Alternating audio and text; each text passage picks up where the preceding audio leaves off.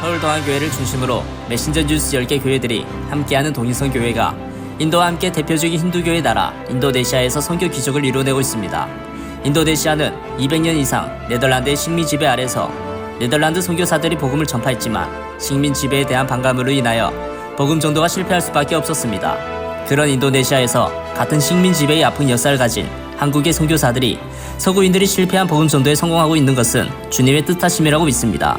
메신저 뉴스 첫 순서는 서울동안교회 김영주 목사님, 울산호계교회 김변무 목사님, 부산해안교회 조성일 목사님입니다. 지난주에 발리에서 온 자매의 간증을 들었습니다.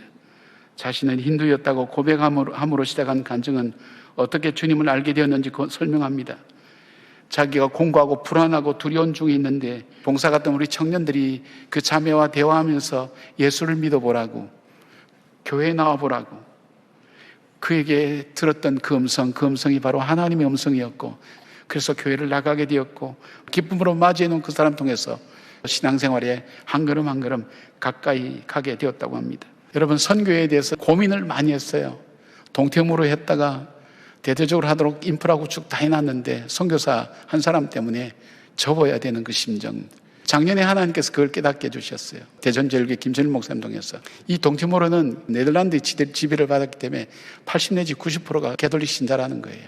이미 복음이 어떤 형태든 들어가 있어요. 근데 발리는 달라요. 인도네시아 90%가 무슬림입니다. 그중에 발리는 거의 90% 넘게 힌두입니다. 기독교는 1, 2%밖에 되지 않아요. 우리는 관광지로만 알았지 복음의 불모지인 줄 몰랐어요. 그런데 230년간 수많은 선교사들이 그 땅을 두들겼어요. 그런데 개종자가 없어요. 우리는 불과 한 10년 조금 더 했을 뿐인데 그 자매가 여기 와서 우리에게 오히려 도전을 주는 거예요. 내가 예수님의 부름을 받았다고. 저와 여러분이 함께 발리를 위해서 기도하고 헌금하고 그리고 그들을 따뜻하게 사랑하고, 여러분 표정 속에 첫째 놀라는 것, 한국말을 어떻게 저렇게 잘할까? 둘째는 찬양하면서 은혜 받는 여러 모습을 전 여기에서 볼 수 있었어요. 왜일까요? 하나님의 기쁨이 있기 때문에. 사랑하는 여러분, 주님은 우리에게 세상 구원하라고 하지 않습니다. 나에게 주신 사람, 그 사람에게 우리 주님이 찾아가신 것처럼 찾아가라고 말씀합니다. 결실을 맺는 가을입니다. 여러분, 한 해 동안 어떤 열매를 맺었습니까? 혹시 두려움과 염려와 불안과 갈등의 열매를 갖고 이 한 해를 살아오진 않았습니까? 정말 내가 만족할 만한 그런 열매를 거두었나요? 더 나아가서 하나님이 기뻐하신 열매를 거두었나요? 근데 금년의 마지막이 내 삶의 마지막이라면 우리는 어떻게 살아야 되겠습니까? 지지난달 8월에 중견기업을 이끌고 있는 한 분이 집사님과 권사님과 함께 저에게 상담을 받으러 왔습니다. 이분은 공학 박사에다가 국가품질 명장이면서 ISO 9000 품질관리 심사도 하시는, 그야말로 세상적으로는 잘 나가시는 분이셨습니다. 근데 이분과 동업하시는 분이 억울하게 죄목을 뒤집어 씌워서 지금 법정에 서게 되었다, 그렇게 상담이 왔습니다. 이제 우리 교회 집사님과 권사님을 만나시면서 지푸라기를 잡는 심정으로 저와 상담을 했는데요. 목회자가 상담하는 중심은 예수님이십니다. 말씀이고요. 그래서 예수님을 말씀 안에서 영접시키고 회개하게 하고 믿음의 자녀로 살기로 결단했습니다. 결국 이분이 지금 구치소에 갇히게 되었습니다. 이번 주 중에 최종 결심 공판을 앞두고 있는데요. 우리 교회에서 중보기도팀이 같이 기도하고 있습니다. 하나님께서 합력하여 선을 이루실 줄로 분명히 믿습니다. 이분이 얼마나 갈급했는지 일주일마다 저에게 장문의 편지를 보내오고 있습니다. 그 중에서 가장 최근의 편지 내용 중에서 잠시 일부분만 읽어드리도록 하겠습니다. 목사님 귀야, 목사님의 첫 문장을 읽고서 한없는 눈물을 흘립니다. 그동안 강한 척했지만 아직 부족한 제 마음을 하나님께 들키면서 두려움과 외로움을 가지고 있지만 기도로 극복하고 있습니다. 비록 마음과 몸이 어지러웠지만 최근 저의 방에 환자 3명이 들어와서 저 혼자 3명의 중증 환자를 돌보면서 청소와 식사 등 모든 것을 섬기고 있습니다. 이 모든 것이 주님께서 광야에 더 있어야 한다는 메시지로 알고 힘들지만 주님이 기뻐하시는 일이라고 믿고 최선을 다하고 있습니다. 목사님, 그래서 이곳에 2명이 이제 예수님을 영접하여 믿는 분이 될 것 같습니다. 목사님께서 주신 문장과 집사님, 권사님이 지도해 주신 내용을 들었더니 그분이 울기 시작하더군요. 제가 적은 게 아니라고 주님의 뜻인 것 같다고 전달했지만 그래도 감히 목사님과 주님의 말씀을 도용한 것 같아서 목사님께도 용서를 구합니다. 더 자중하면서 주님의 말씀을 전하도록 하겠습니다. 여기까지만 읽겠습니다. 여러분, 저는 분명히 이분을 통해서 하나님께서 사용하시는 큰 부분이 있음을 믿습니다.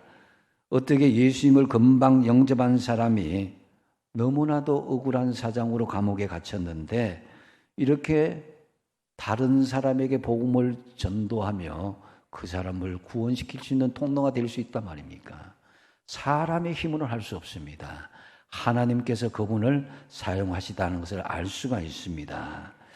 이것은 정말 합령하여 선을 이루시고 우리가 복음을 전도하는 일에는 어떤 장소나 환경도 주님 앞에서는 우리가 굴하지 않는 그런 조건이 된다는 것을 알 수가 있습니다. 국가가 하나님을 잊을 때라고 하는 책을 쓴 어윈 루처라고 하는 분이 있습니다. 이분이 나치 독일에 대해서 쓰면서 미국의 그리스도인들은 정신 차려야 된다라는 취지의 글을 썼습니다. 이걸 우리말로 옮긴 사람도 우리 한국의 그리스도인들은 정신 차려야 한다라는 취지의 말을 합니다. 히틀러는 히틀러의 국가 정책에 반대하는 교회를 협박하고 회유했습니다. 그 상황 속에서 독일의 그리스도인들은 히틀러에 대해서 아니요라고 말해야 되는데 이것 역시도 분명하게 말하지 못했습니다. 말 그대로 귀가 먹고 말을 더듬는 사람이 되고 만 거죠. 이 책에 소개된 글을 읽어드리겠습니다. 내가 그 상황이라면 나는 어떻게 할 것인가 생각하면서 들어보십시오. 나는 유대인 대학살이 진행되는 동안 독일에 살았다. 우리는 유대인들에게 어떤 일이 일어나고 있는지 이야기를 들었지만 그 누구도 멈추게 할 수 있는 일이 아니었기 때문에 거리를 두려고 노력했다. 작은 교회 뒤로 철길이 있었고 기차가 지나갈 때 들려오는 그들의 비명은 우리를 괴롭혔다. 기적 소리가 들리면 찬송가를 부르기 시작했다. 비명이 들리면 더욱 큰 소리로 찬송을 부르자 더는 비명이 들리지 않았다. 몇 년이 지난 지금 누구도 더는 그 일에 관해 이야기하지 않았다. 그러나 나는 아직도 내 꿈에서 그 기차의 기적 소리를 듣는다. 하나님, 저를 용서해 주세요. 자신을 스스로 그리스도인이라고 부르면서 아무것도 하지 않은 우리 모두를 용서해 주세요. 주님의 음성으로부터 자신을 차단한 결과 이 세상에 우리 주님께서 말하기를 원하는 것을 한마디도 말하지 못했습니다. 이 모습이 오늘 저와 여러분의 모습이 아닙니까? 성경은 우리에게 예수 그리스도를 위해서 박해를 받는 사람은 하늘의 상이 크기 때문에 즐거워하고 기뻐하라고 말씀하셨습니다. 그러나 이 말씀에 우리는 귀를 막고 삽니다. 우리는 예수님을 믿는 것으로 인해서 어떤 박해도 어떤 고난도 받기를 원하지 않습니다. 한국 선교사들이 해외에서 서구 선교사들이 실패한 선교지에서 돋보이는 성과를 거두고 있습니다. 해외에서 이렇게 잘하는 복음 접 활동이 국내에서는 갈수록 위축되고 교회마다 새 신자가 없어서 고민하는 모습입니다.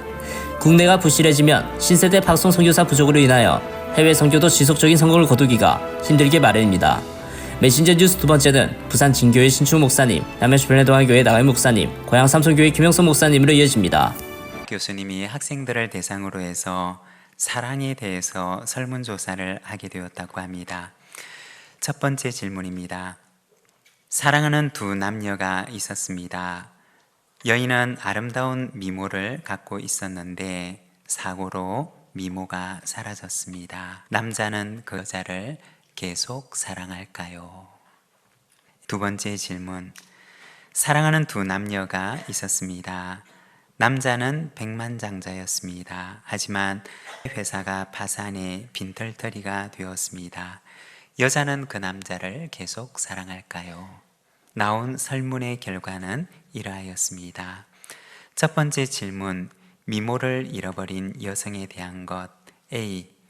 당연히 계속 사랑한다 10%, B. 사랑하지 않는다 10%, C. 아마도 계속 사랑할 것이다 80%. 두 번째 질문, 빈털터리가 된 백만장자에 대한 것입니다. A. 30%, B. 30%, C. 40%. 교수님은 다시 이어서 학생들에게 말했습니다. 이 두 남녀가 애인 사이라고 말한 적이 없습니다. 첫 번째 질문의 남녀는 아버지와 딸의 관계입니다. 그리고 두 번째 질문은 어머니와 아들의 관계입니다. 그리고 다시 설문을 진행하자 이 두 가지 질문의 모든 학생들이 A. 당연히 계속 사랑한다를 선택했다고 합니다. 딸이 미모를 잃더라도, 아들이 파산을 하고 빈털터리가 되더라도 부모는 변함없이 그 자녀를 사랑하는 것입니다. 그러면 하나님과 우리와의 관계는 어떠할까요?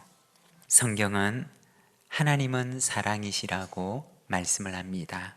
우리가 어떤 형편 속에 있든지, 우리가 어떤 모습을 하고 있든지 하나님의 사랑은 변함없이 우리를 향하고 있다는 것입니다. 우리를 향하여 변함없이 사랑하시는 그 하나님의 사랑을 닮아가는 저와 여러분의 삶이 되시기를 바랍니다. 어떤 교회 마당에 감이 아주 주렁주렁 많이 달리는 큰 감나무가 있었대요. 어느 해 감나무에 감이 아주 많이 열렸는데 새벽 기도를 마치고 나온 어떤 성도가 감나무에 달린 감을 신나게 다 따서 집에 가져가 버렸다는 거예요. 다른 성도들이 지난주에 감이 엄청 많았는데 다 어디 갔냐? 알고 봤더니 누구누구가 따갔다는 거죠. 당신 감도 아닌데 왜 다 따갔냐? 가져와라. 싫다. 못 가져오겠다. 다툼이 일어났다는 겁니다. 그래서 이 감나무 때문에 성도들이 목사님을 찾아와서 이래도 되는 거냐고, 이 문제 때문에 회의가 열리고 막 언쟁이 벌어지고 그랬다는 겁니다. 그래서 보다 못한 목사님이 감나무를 그냥 베어버렸답니다. 죄 없는 감나무만 돌아가셨어요.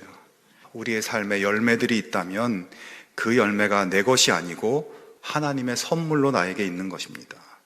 그래서 항상 감사하고 또 감사해야 할 것입니다.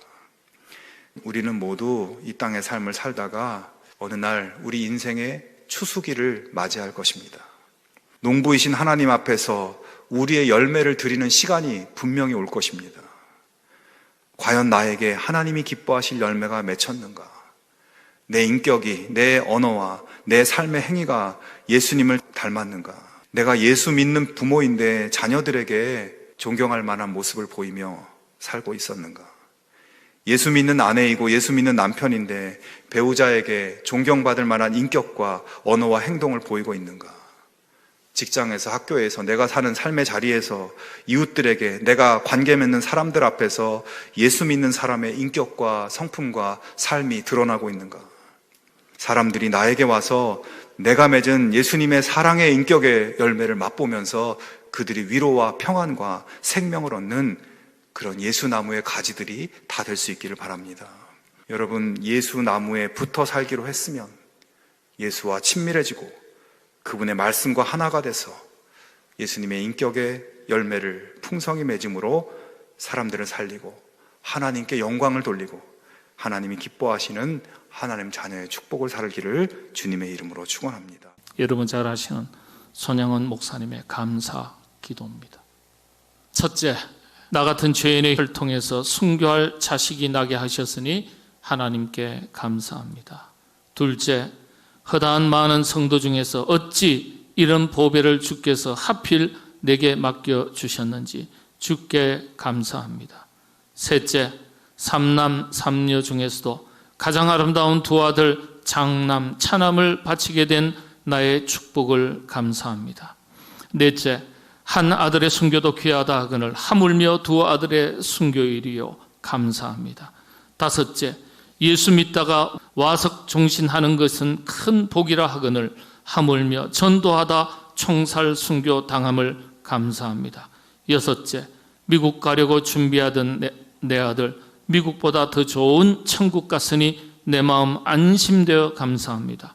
일곱째, 나의 사랑하는 두 아들을 총살한 원수를 회개시켜 내 아들 삼고자 하는 사랑하는 마음을 주신 하나님께 감사합니다. 여덟째, 내 두 아들의 순교의 열매로 말미암아 무수한 천국의 아들들이 생길 것이 믿어지니 우리 하나님 아버지께 감사드립니다. 아홉째, 이 같은 역경 속에서 이상 8가지 진리와 신의 하나님의 사랑을 찾는 기쁜 마음, 여유 있는 믿음 주신 우리 주 예수 그리스도께 감사합니다. 아들을 죽인 청년을 양아들로 삼았습니다. 이 양아들이 훗날 목사님이 됩니다. 양아들 목사님은 어찌 낯을 들고 목회하겠느냐며 평생 숨어 다니시면서 목회를 하셨습니다. 그 손자 역시 목사님이 되셨는데 지금 전라도에서 조용하게 목회하는 중이십니다. 일본의 유명한 성사학자 우찌무라 간조는 이런 글을 남겼습니다. 만일 하나님이 인간을 저주하신다면 그것은 질병이나 실패나 배신이나 죽음으로 저주하는 것이 아니라 감사함을 잃어버리는 메마른 심령으로 저주하게 될 것이다. 위대한 신앙의 선배들은 고난의 역사 속에서도 감사를 잃어버리지 않았습니다.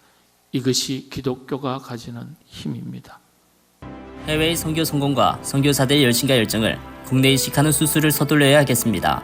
해외 선교사들이 기국 목회와 국내 전도 활동을 제도적으로 촉진하는 개혁이 한국 기독교에 주어진 절체절명의 과제이겠습니다. 메신저 뉴스 마무리는 부상서교회 나혜천 목사님, 광주한림교회 김현주 목사님, 경주남부교회 김상준 목사님을 연결합니다. 지난 10월 10일에 우리나라 최초로 여성이 노벨 문학상을 받았습니다. 한강이라고 하는 여류 소설가입니다. 원래 이 한강 씨는 시인으로 출발을 했죠. 이분이 20대 때 쓴 시가 한 편이 있어요. 괜찮아 한강. 태어나 2달이 되었을 때 아이는 저녁마다 울었다. 배고파서도 아니고 어디가 아파서도 아니고 아무 이유 없이 해질녘부터 밤까지 꼬박 3시간. 거품 같은 아이가 꺼져버릴까봐 나는 2 팔로 껴안고 집안을 수없이 돌며 물었다. 왜 그래? 왜 그래? 왜 그래? 내 눈물이 떨어져 아이의 눈물에 섞이기도 했다. 그러던 어느 날 문득 말해봤다. 괜찮아. 누가 가르쳐 준 것도 아닌데 괜찮아. 괜찮아. 이제 괜찮아. 거짓말처럼 아이의 울음이 그치진 않았지만 누그러진 건 오히려 내 울음이었지만 다만 우연의 일치였겠지만 며칠 뒤부터 아이는 저녁 울음을 멈췄다. 30 넘어야 그렇게 알았다. 내 안에 당신이 흐느낄 때 어떻게 해야 하는지. 울부짖는 아이의 얼굴을 들여다보듯 짜디짠 거품 같은 눈물을 향해 괜찮아. 왜 그래가 아니라 괜찮아. 이제 괜찮아. 마치 아버지의 집을 떠나 그렇게 방탕하게 살다가 집으로 돌아온 그 탕자를 향해서 너 왜 그 모양이야? 그런 말 없이 그 아들을 품어주고 보듬어주며 잔치를 베풀었던 그 아버지의 모습이 바로 우리를 향한 하나님의 모습인 줄 깨달으시기 바랍니다.